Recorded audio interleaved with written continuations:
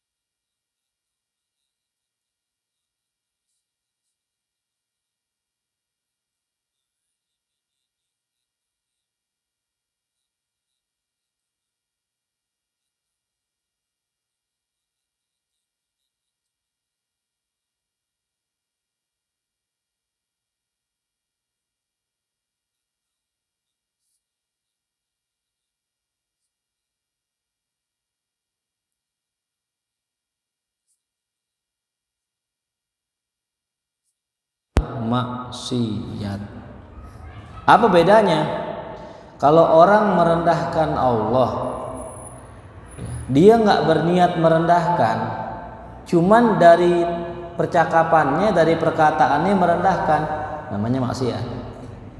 Ya, ada orang kan suka bercanda gitu, ya, bercandain Allah, bercandain malaikat, bercandain Rasul dan sebagainya, tapi nggak niat merendahkan. Sebagai contoh misal Nabi Musa alaihi salam, ya, dalam berbagai macam kisahnya beliau itu terlihat takut, ya.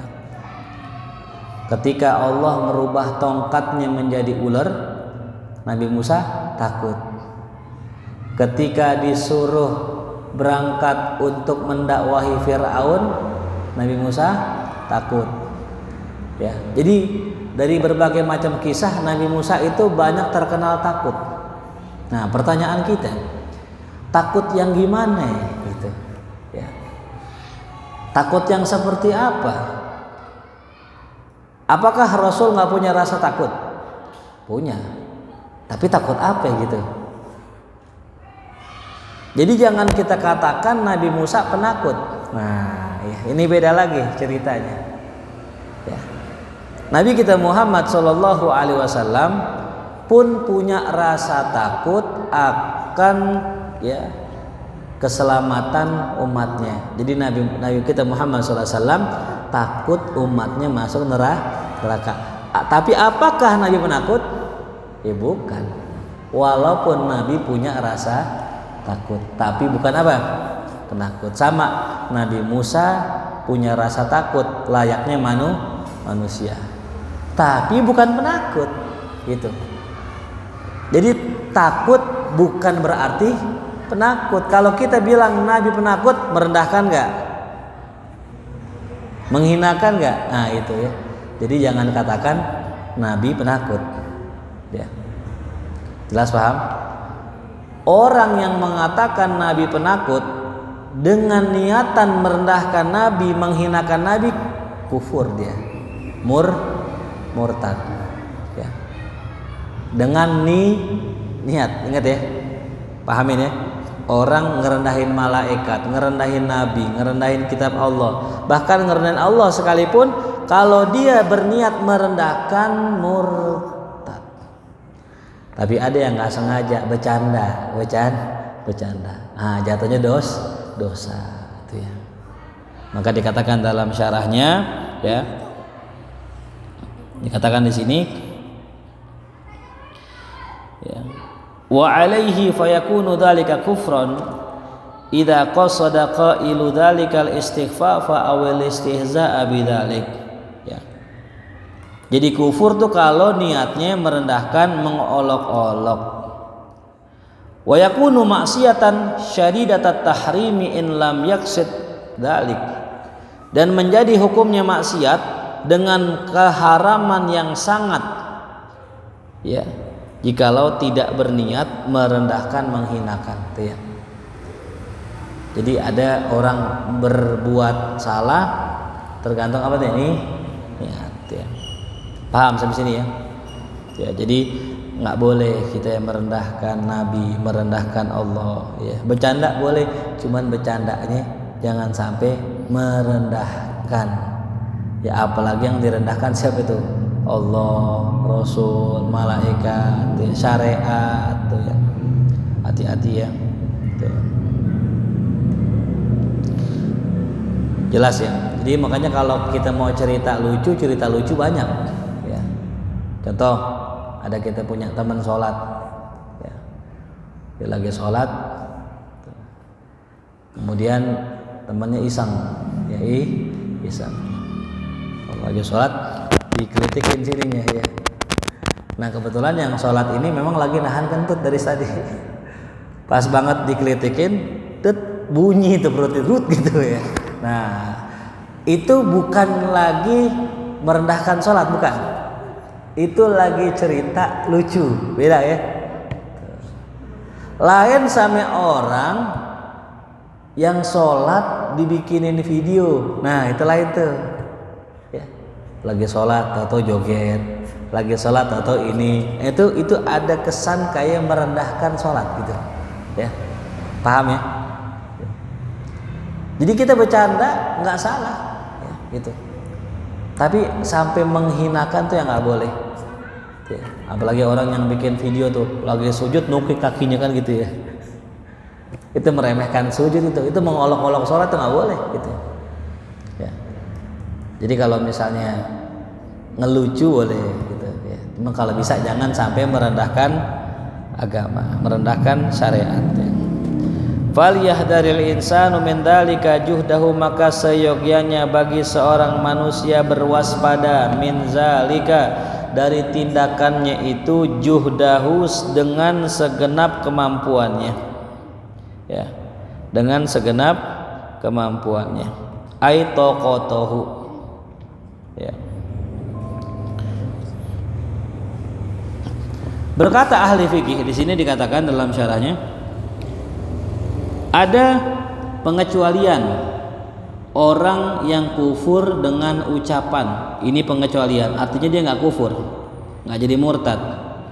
Kapan? Ya, di saat dia itu sabqul lisan, kepleset omongan, ya, kepleset omongan. Jadi lisannya ame otaknya lebih cepat mana?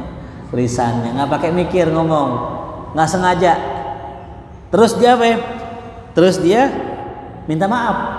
Contoh kemarin kan, ya, orang kafir sini. Padahal orang Islam. Oh iya, kemarin kan ngaji nggak boleh. Astagfirullah, nggak itu. Karena dia buru-buru istighfar, ya. Dan dia tidak bermaksud yang demikian. Yang kedua, ya, halatu ghaibiyatil aql, ya, keadaan akalnya hilang, ya, akalnya hilang. Artinya dia lagi dalam kondisi ngawur, ngaco, atau mungkin lagi datang gilanya, terus ngomong dah, ana cinta Yesus gitu misalnya gitu. Contoh ya. Nauzubillah, saling. Tuh. Nggak boleh, ya. Bisa jadi apa tuh? Bisa jadi murtad. Nah, cuman nih orang akalnya nggak ada, makanya nggak dikecualikan. Atau dipaksa mengucapkan kalimat kekafiran, dipaksa murtad. Nah itu ya, kejadiannya dulu tuh siapa namanya sahabat Yasir, Ammar bin Yasir ya, salah seorang sahabat Rasulullah awal ya, termasuk daripada kalangan awal yang masuk Islam, Sayyidina Ammar bin Yasir. Ammar bin Yasir masuk Islam nih, habis masuk Islam ketahuan sama tuannya, dipaksa Ammar bin Yasir untuk murtad. Nah yang unik ketika dipaksa itu ayahnya yang bernama, siapa nama ayahnya? Yasir ya, Ammar bin Yasir ya. Berarti ayahnya siapa? Yasir. Nah, ibunya bernama Sumayyah. Nah tulis tuh ya, Sumayyah. Ini catat nih ya, kenapa Sumayyah? Karena beliaulah orang yang pertama kali mati syahid, Sumayyah ya.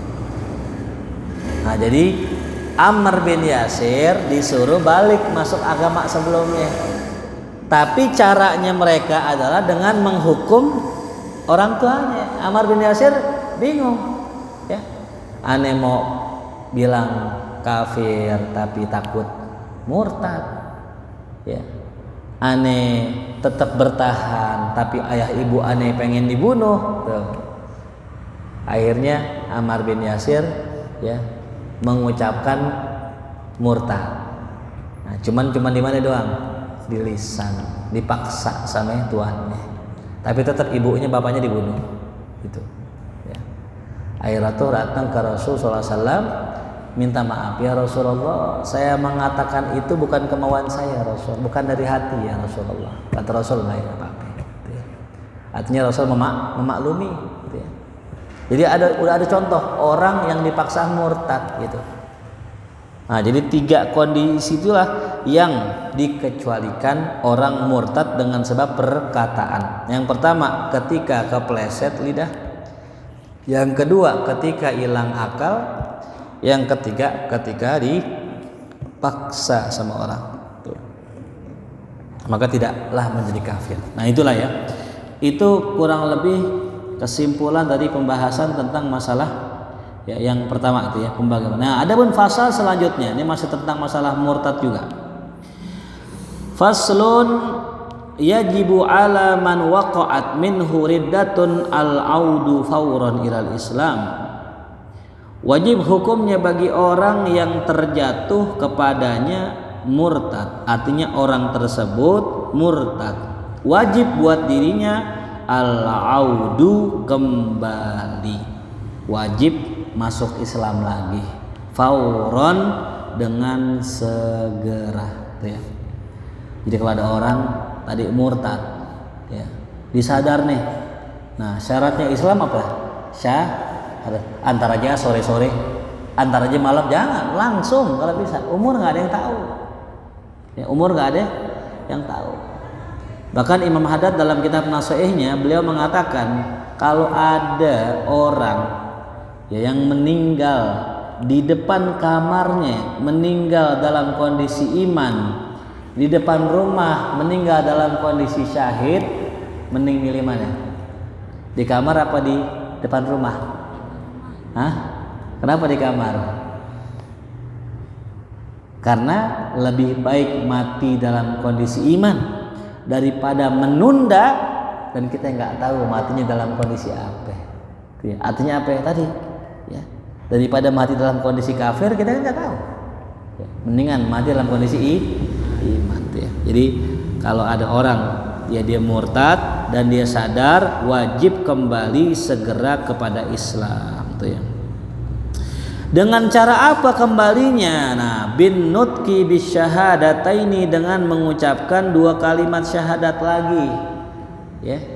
Kalau kita kan memang nggak perlu syahadat karena memang dari lahir sudah Islam karena terlahir dari bapak ibu yang muslim. Nah ini kalau orang ini wajib nih ngucapin syahadat lagi. Ya, nanti disebutkan tuh dalam kitab ya Irsyadul Ibad. Ya, kira-kira kalau kita masuk Islam bacaannya apa ya? Yang udah kan asyhadu alla ilaha illallah wa asyhadu anna muhammadar rasulullah. Nah ada orang pengen ganti, aneh mau ganti a'lamu, aku tahu.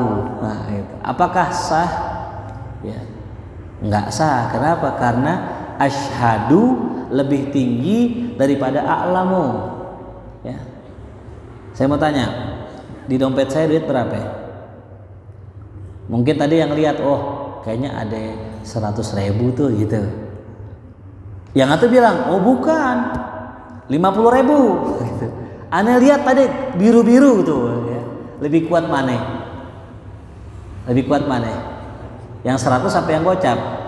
Yang gocap. Kenapa? Yang 100 tahu kayaknya, yang gocap lihat. Makanya nggak sah orang pakai kalimat a'lamu an la ilaha illallah, harus asyhadu. Tuh nggak boleh diganti ya. Atau ada orang mungkin dia syahadatnya Allah doang, asyhadu alla ilaha illallah, udah habis itu nggak sah syahadatnya, karena syahadat harus makanya syahadataini, 2 kalimat syahadat. Ya jelas paham ya. Mesti nggak Ustadz kalau kita syahadat mesti ada saksi lagi? Nah ini dia ya, ini sunnah aja. Jadi kalau kita pengen masuk Islam biar dapat sunnahnya disaksikan orang. Tapinya sebagai orang yang tahu ada orang mau masuk Islam langsung syahadatin. Misalnya nih Rehan mau masuk Islam, misalnya gitu. Temennya masuk Islam. Rehan bisa syahadat nih. Langsung aja ya sini sama aneh. Ya, gimana caranya? Udah ikutin gue ya. Asyhadu alla ilaha illallah wa asyhadu anna muhammadar rasulullah. Gitu aja dah. Ntar malam datang ke taklim ya. Di sono ketemu guru nanti. Ntar sama guru aja masuk Islamnya. Nah gitu ya. Yang penting udah dulu kita bain syahadatin ya. Cuman mintimbang asyhadu dong pakai grogi ya. Nggak enak Islam gue belum bener. Wah ini kalau dia nunda syahadat terus sorenya meninggal mati dalam kondisi kafir, yang tanggung jawab tanggung jawab gak? Tanggung jawab ya. Baik nih, hati-hati ya tuh. Cuman kayaknya jarang orang Kristen masuk Islam di sini ya, jarang ya. Yang ada orang Kristen jadi apa orang Islam jadi Kristen. Ya. Jadi kalau di Barat, di Eropa itu banyak orang kafir masuk Islam. Kenapa? Karena dilihat orang Islam tuh top. Ya. Kalau di sini yang nyolong Islam, yang korupsi Islam, yang zina Islam, yang maling Islam, orang jahat Islam, yang begal, geng motor, yang Islam semua. Jadi kata orang sini, Islam itu jadi jelek. Namanya al-Islam mahjubun bil muslimin. Islam terhijab gara-gara orang Islam sendiri. Ya, makanya hati-hati nih buat para santri khususnya ya. Jangan sampai orang nggak demen ngaji gara-gara kita loh, ngeri loh. Ya. Kita pengen orang ngaji demen gara-gara kita. Pengennya kita gitu. Gue pengen ngaji biar kayak hakim lah. Gue lihat abis ngaji kayaknya nyengir mulu tuh.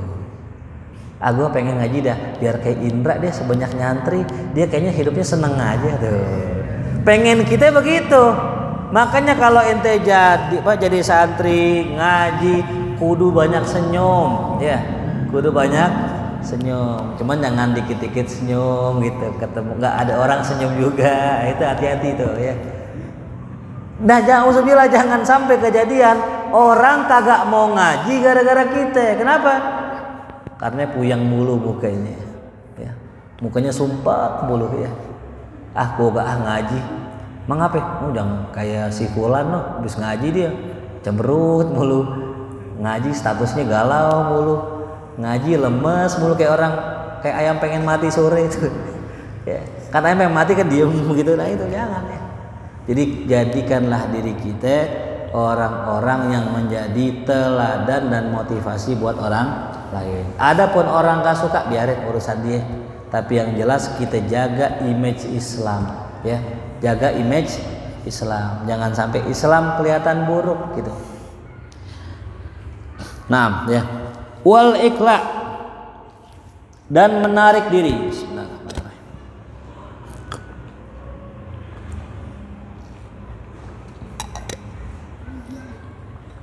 Ya, dan menarik diri amma waqa'at bihi riddah, dari apa-apa yang dengan sebabnya seseorang ya terkena murtad. Ya, jadi kalau misalnya ada orang nih gara-gara bercanda murtad, besok-besok usah bercanda. Kalau ada orang gara-gara begaul ame orang kafir jadi murtad, kan contoh gini ya. Ente kalau ngelihat gereja, ini dianjurkan sama ulama. Kalau ngelihat gereja, ngelihat salib, dianjurkan mengucapkan asyhadu an la ilaha illallah. Ya. Dianjurkan mengucapkan apa? Asyhadu an la ilaha illallah. Jangan sampai nauzubillah ente ngelihat gereja ente takjub dengan gereja. Oh, cakep banget gereja ya. Pas masuk, enak banget ya jadi orang Kristen gitu. Mana gerejanya pakai AC, mana nyanyi pakai piano. Mulai deh tuh pelan-pelan, sedikit lame-lame nanti iman kita terkikis. Apalagi lihat orang Kristen baik-baik, lagi makan mie ayam ada orang Kristen pakai salib, dibayarin, Mas saya bayarin ya. Lama-lama, kayaknya orang Kristen baik dah kayaknya tuh. Lama-lama demen lah tuh ada perempuan demen sama kita Kristen, nah, ngajakin, abang kalau mau nikah sama saya masuk Kristen bang. Oh iya boleh. Tuh terusan dah. Nauzubillah min dzalik. Ada kisah dalam kitab Bahrud Dumu' kalau nggak salah karangan Ibnul Jauzi. Ada seorang anak muda lagi azan. Kalau zaman dulu azannya nggak kayak kita di sini, nggak. Zaman dulu di atas menara.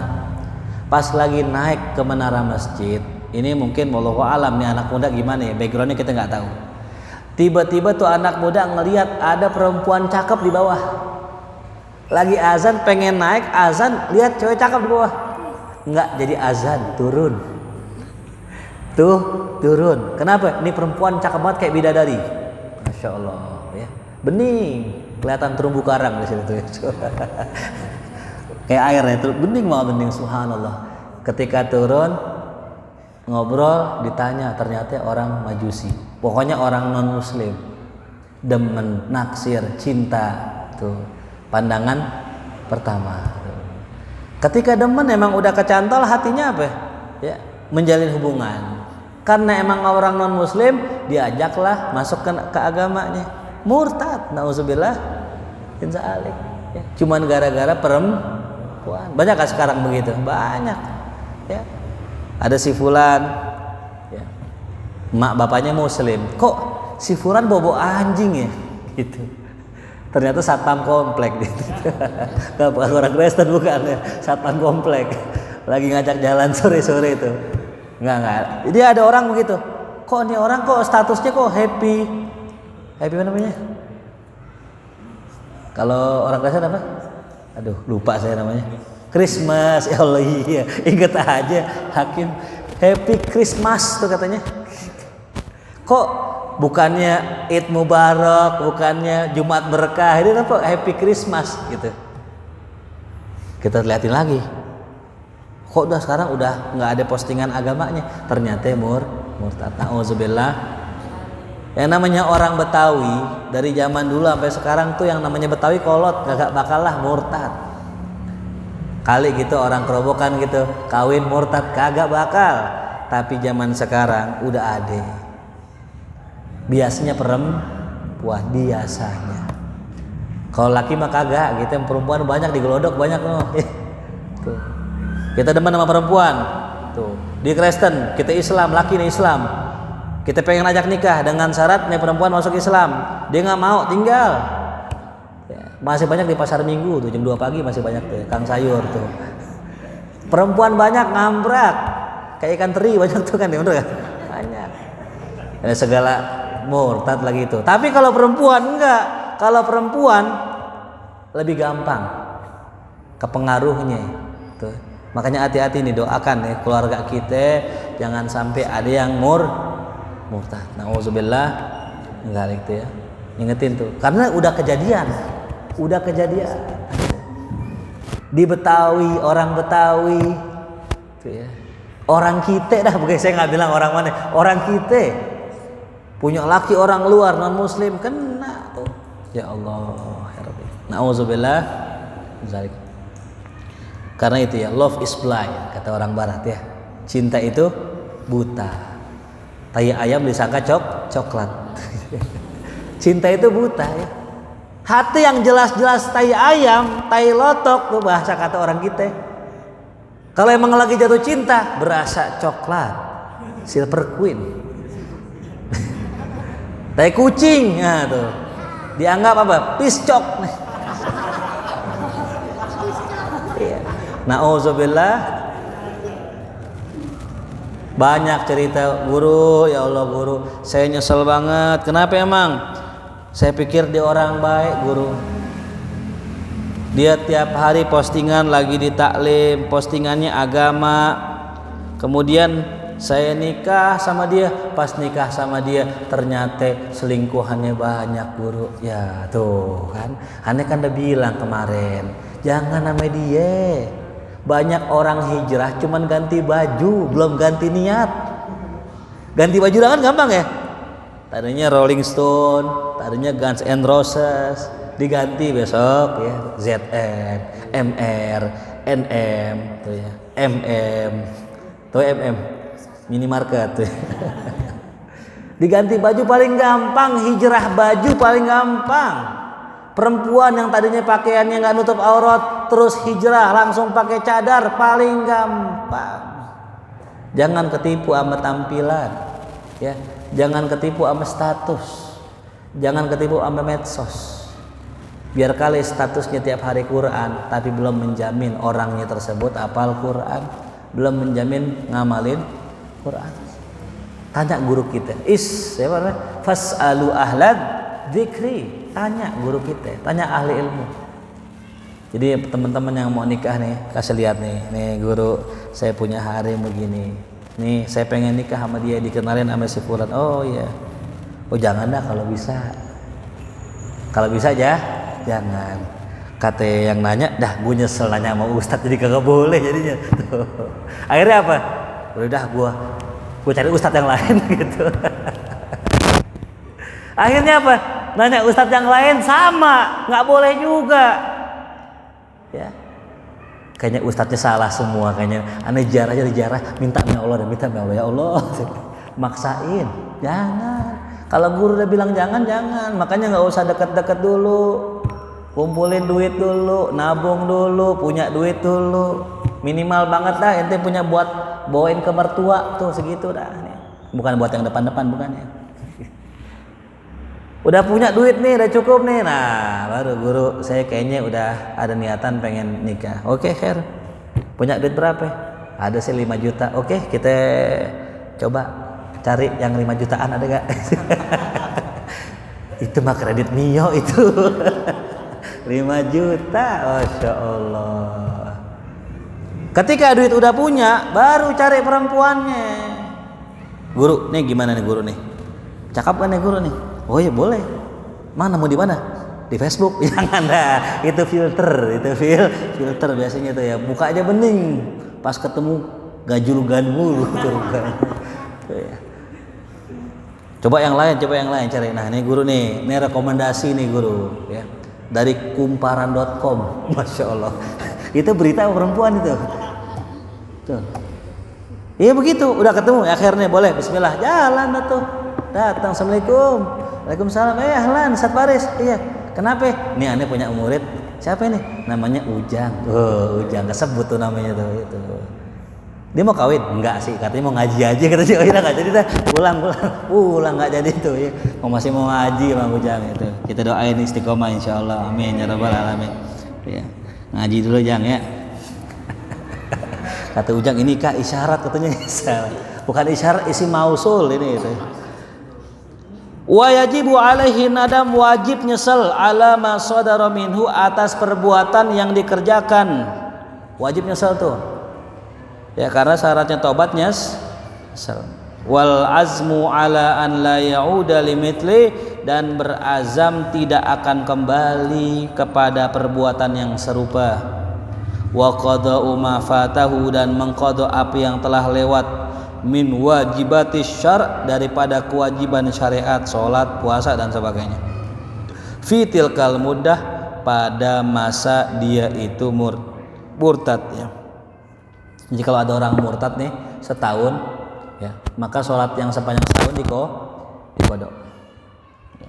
Fa illam yatub, kalau nggak bertobat, wajibat istitabatuhu, wajib dia itu disuruh tobat. Wajib disuruh tobat. Ya, ada orang misalnya sholat yuk, enggak, sholat ayo masjid, nggak wajib sholat, nah murtad. Nggak boleh ngomong gitu. Orang yang mengingkari kewajiban sholat murtad, tobatin deh, enggak.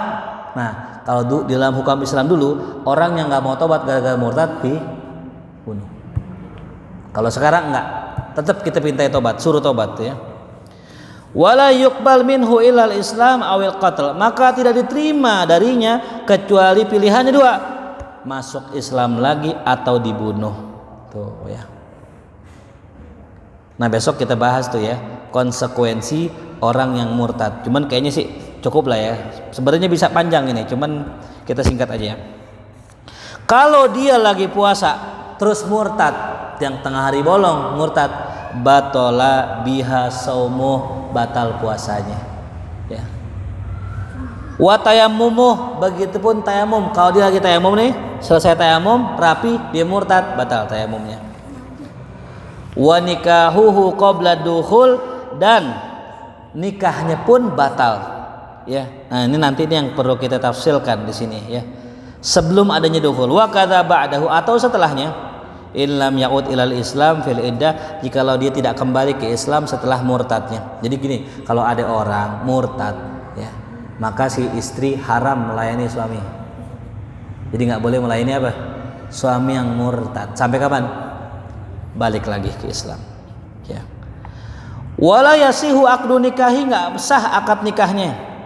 Ini ada pasangan nih, udah lamaran, udah prewed, udah foto, tinggal tanggal nikahnya doang.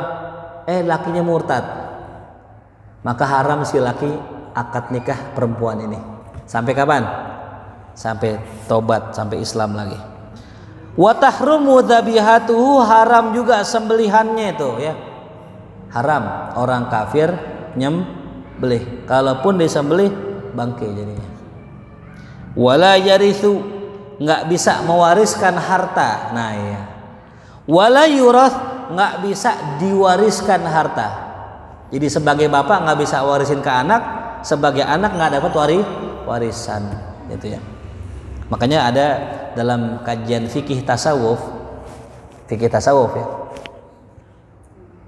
ada orang yang tidak mendapatkan waris. Ya, satu yang pertama, ya, al-qatil, orang yang membunuh, nggak dapat warisan. Ya. Ada orang pengen cepat dapat warisan, bapaknya dimatiin, ya, diseduhin kopi isinya racun. Anak yang begitu nggak dapat warisan. Yang kedua apa?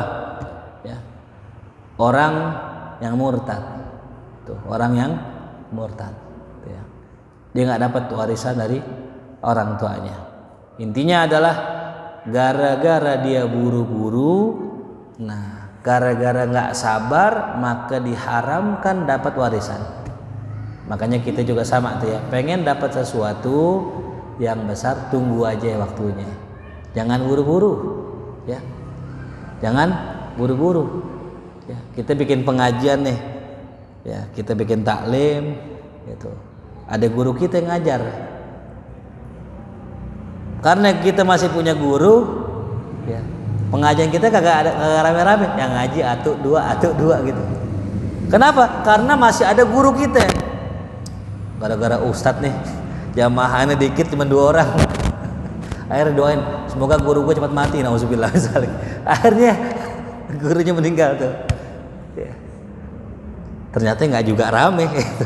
Emang orang nggak demen sama dia gitu. Ya. Jelas ya. Jadi jangan buru-buru, udah santai aja, jalan aja, kita juga sampai. Ya. Wala yusalla alaih.